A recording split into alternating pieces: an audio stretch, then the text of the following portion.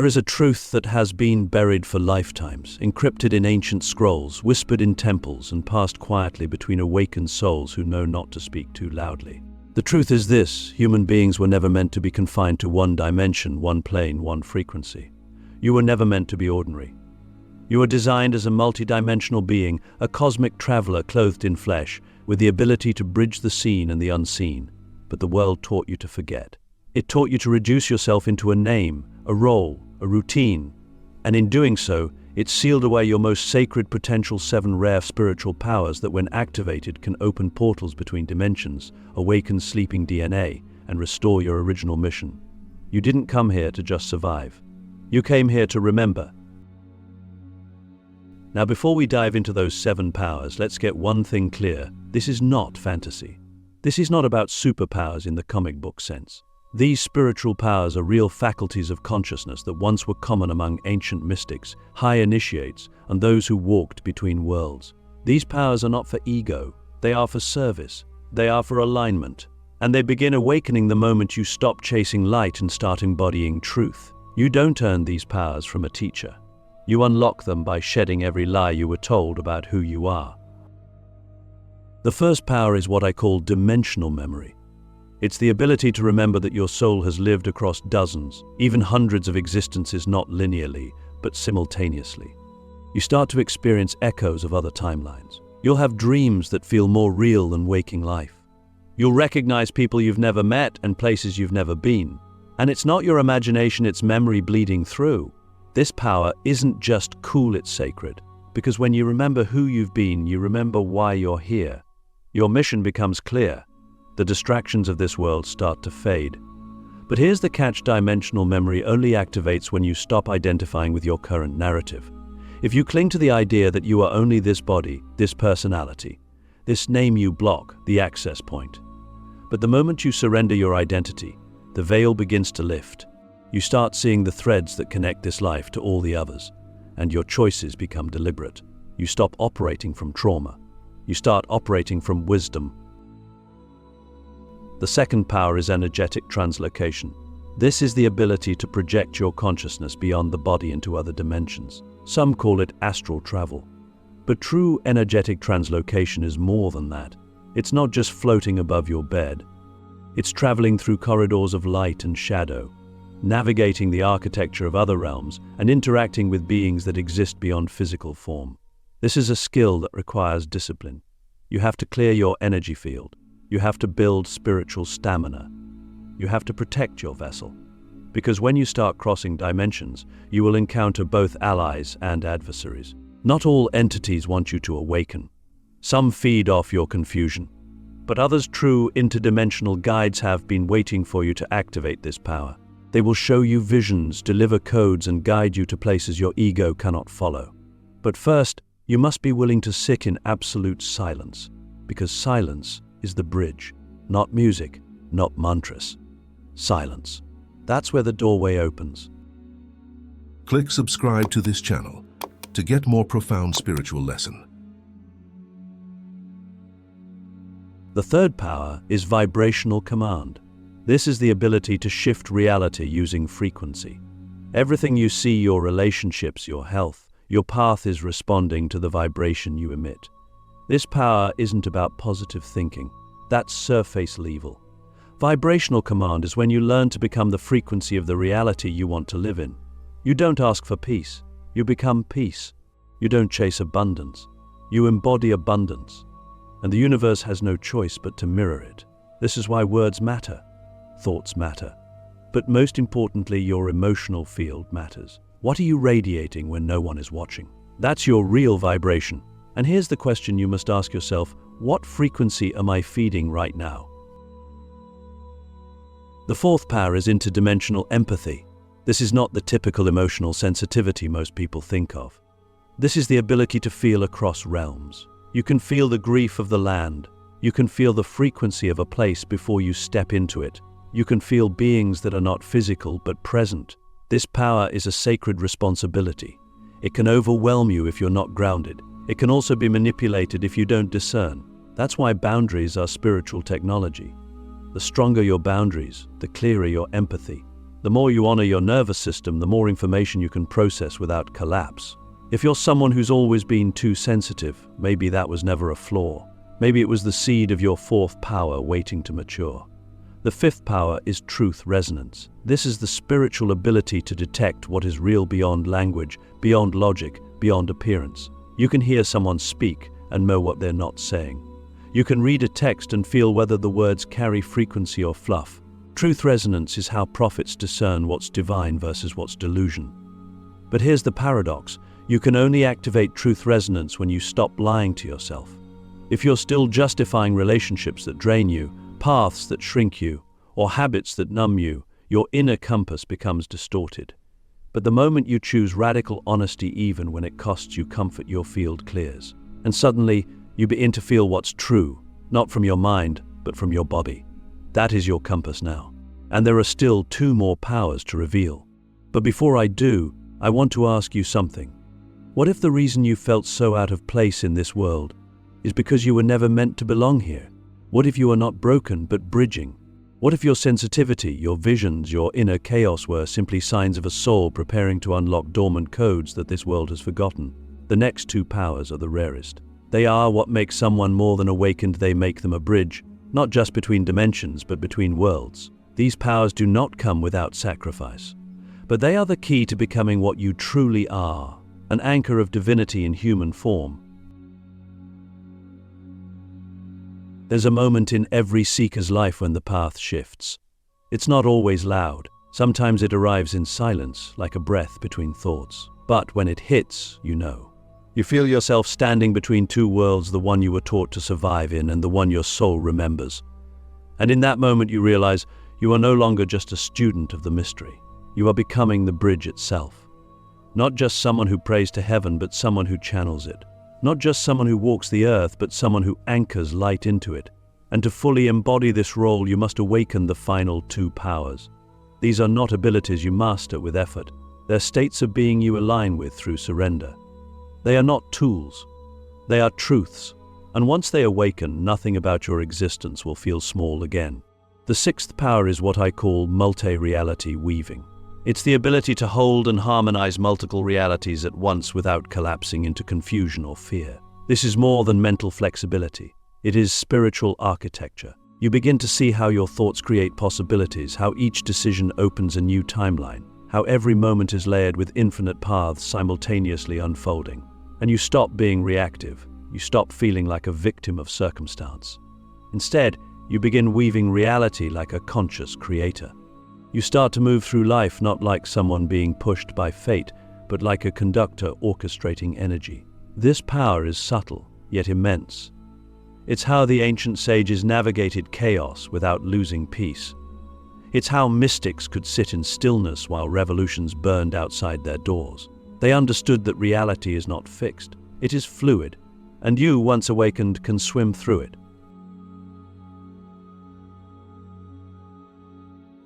But here's what most don't understand. To access this power, you must become comfortable with paradox. You must be able to hold joy and grief in the same breath. To know you are divine and still humble enough to learn. To know that this world is an illusion and still honor it with sacred presence. This is the razor's edge that most cannot walk. They fall into duality, into either slash or thinking. But you, if you are called to be the bridge, you must become the one who lives in and the one who knows that light needs shadow to reveal itself. That stillness holds the same power as action. Multi-reality weaving is not about control. It's about coherence. It's about living so fully in your center that all realities begin to align around you. And then comes the 7th power. The rarest. The one that only activates after your ego has surrendered to the soul's command. This is the power of sacred embodiment. It is the ability to fully house your divine light in your physical vessel, to become God consciousness in human form. Not metaphorically, literally. And when this happens, your presence begins to change everything. You don't need to speak. You don't need to teach. You becomes the transmission. Your walk becomes a prayer. Your breath becomes a bridge. This is what the ancient mystics called living Merkaba, the walking temple, the divine in motion. But it is not glamorous. It is not easy. Because to hold light this pure, You must let go of everything that once defined you. You cannot embody the sacred while still clinging to validation. You cannot become a portal while still carrying resentment. Sacred embodiment requires that your body becomes a clear channel. It means healing your trauma. It means mastering your emotions, not by suppressing them, but by alchemizing them. It means listening to your body as the oracle that it is. Your body is not a mistake. It is the altar, and when you treat it as such, the divine comes to dwell within you not as a visitor, but as a resident. This seventh power is what unites all the others. Dimensional memory, energetic translocation, vibrational command, interdimensional empathy, truth resonance, and multi-reality, weaving all of them prepare you for this, to become the living bridge between heaven and earth, between spirit and form. When you walk into a room, frequencies shift. When you speak, veils lift. When you breathe, timelines bend. And none of it is because you're trying. It's because you've become.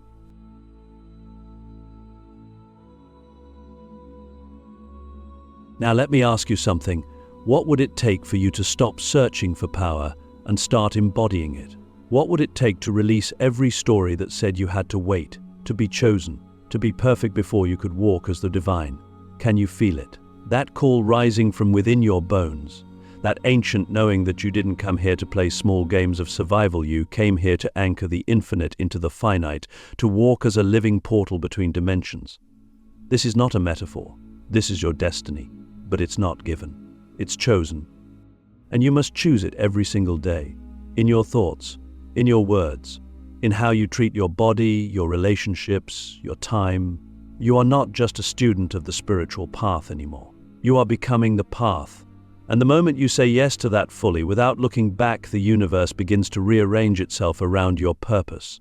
This is the moment when everything changes. This is the moment when the bridge becomes you. Awakening spiritual power is not a single lightning bolt moment. It's a series of inner deaths, rebirths, and revelations. Each of the 7 rare spiritual powers we've explored does not simply turn on because we want it to. These are not buttons to press or spells to chant.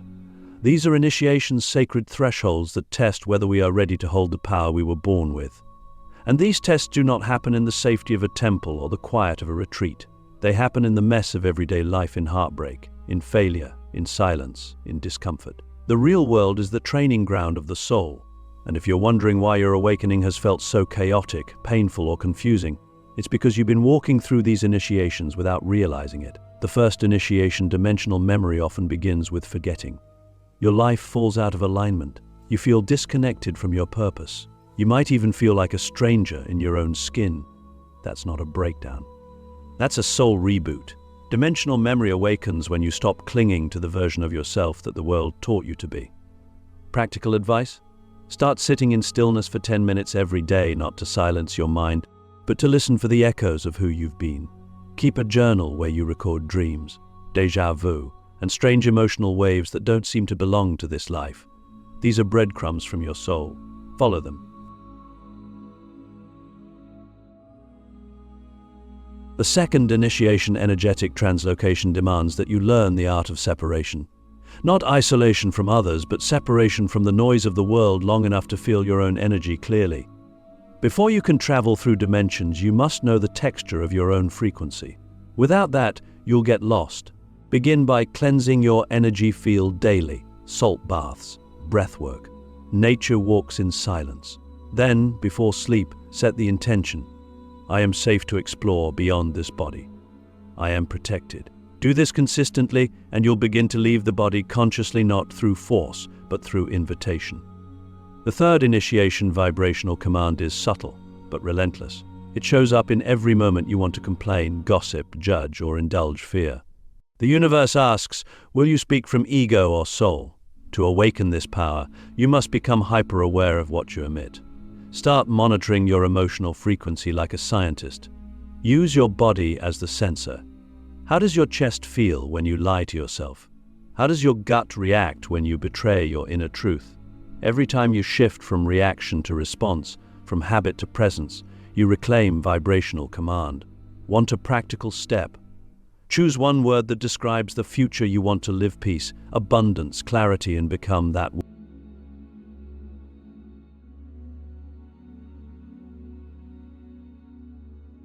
word in every interaction. Speak it, think it, embody it. The fourth initiation, interdimensional empathy, requires emotional maturity. You must stop absorbing everything and start discerning. Not every energy is yours to carry. Begin by creating a boundary ritual. Every morning say, I call all my energy back to me. I release all that is not mine. Visualize light sealing your field. Then, throughout the day, feel without attaching. This means you can sense someone's pain without drowning in it. You can feel the energy of a place without letting it define your mood. The more you master this, the more you'll start picking up on energies that don't belong to this world: spirits, guides, ancestors. You'll know when a room is full, even when it's empty. The fifth initiation, truth resonance, is ruthless. It strips away every lie you've told yourself. It doesn't care if the truth is inconvenient. It demands that you live it. This initiation often comes through betrayal, loss, or discomfort. Life stops letting you fake it. You lose jobs, relationships, even parts of your identity. And that's the point. To activate truth resonance, practice radical honesty with yourself. Ask, where am I out of integrity? Then tell the truth, even if your voice shakes, even if it costs you comfort. The more you honor truth, the more you'll feel it in others. You'll know when someone is speaking from soul or from shadow.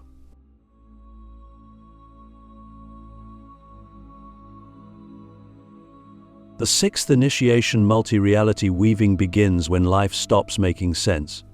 You'll start noticing synchronicities, patterns, and timelines folding into each other. It's disorienting at first, but this is the moment you must stop trying to control and start dancing with reality.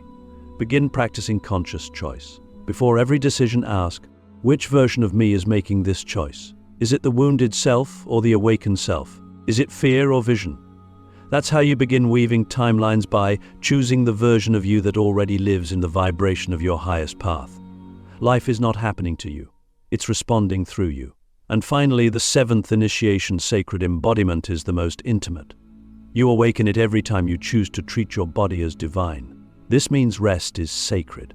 Nourishment is sacred. Movement is sacred. Your body is the vessel of the divine, not an obstacle to it. Start by listening. What does your body need today? Stillness, expression, cleansing. Then act on it. Sacred embodiment also means aligning your actions with your soul's knowing. No more performing, no more pleasing. Just presence, just truth, just you fully embodied. These 7 initiations are not linear. They spiral. They overlap. Some days you'll feel like you've mastered one. The next, you'll feel like you've forgotten everything. That's okay. That's the path. The goal is not perfection. The goal is integration. To live in such deep truth that your life becomes the ritual, your breath becomes the prayer, and your presence becomes the portal. So now I ask you, which initiation are you in right now? And are you willing to walk through it not with fear, but with reverence? There comes a point in the journey where there is no more seeking, only being. No more trying to become something, because you have returned to what you always were. When all 7 of these rare spiritual powers are awakened and embodied, the world no longer looks the same. Not because the world has changed, but because you have. Your perception becomes a living portal. The veil that once separated the seen from the unseen, the sacred from the mundane, dissolves. And you begin to realize that you are the veil. You are always the bridge, the connection, the channel. And now that you've remembered, everything begins to respond in kind. When all powers are fully activated, your life becomes a multidimensional broadcast. Your thoughts ripple through timelines. Your energy speaks louder than your words. People around you feel something shift, even if they can't explain it. You don't need to convince anyone of your awakening. You simply exist, and that existence creates openings in others. You become a living permission slip for others to remember their own power. You become the walking proof that human beings are not bound to density, limitation, or fear. You are proof that divinity can take form and still remain divine. But let's be clear, this level of awakening is not without its cost. You will be misunderstood. You will be projected on. Your presence will trigger unresolved energy in others. This isn't because you're doing something wrong, it's because your frequency is so clear, it reflects back everything others are avoiding. You must be strong enough to remain centered when that happens. Not defensive, not reactive, just anchored. You will be called to hold space for people who are still asleep, not by preaching to them, but by embodying the truth so powerfully that your silence speaks louder than their resistance. That is mastery. And you will also find that the universe begins to speak to you in ways it never has before. Animals will behave differently around you. Children will stare into your eyes as if they recognize you. Nature will respond to your emotions. Time will bend around your decisions. You will find yourself in the right places at the exact right moments without effort. This is not coincidence. This is coherence. Your inner alignment is now so strong that the outer world bends to match it. You are no longer chasing synchronicities. You are the synchronicity. But even more important than the mystical phenomena is the deep, unshakable peace that lives inside you. A stillness that doesn't depend on circumstances. A joy that rises without cause. A love that flows without needing to be returned. This is the essence of divinity, not power over others, but union with all things. You see the divine in shadow just as clearly as in light. You no longer reject parts of yourself or others. You hold the full spectrum, and in doing so you become a safe space for transformation. People come to you not for answers, but for remembrance, because your field reminds them of who they are. This is what happens when you awaken all 7 powers. You don't become superhuman. You become fully human. And that is the most divine thing of all. You live each day as a sacred ceremony. You walk through the world as a prayer made flesh. You no longer need to escape this dimension, you become master of it. And from that mastery, you serve. Not because you have to, not because you're trying to fix anyone, but because love wants to move through you, and you let it. So now I leave you with one final question, the one that only you can answer. Now that you've remembered who you are, what will you do with it? This is your final initiation, not to awaken more powers, but to live as one who already has.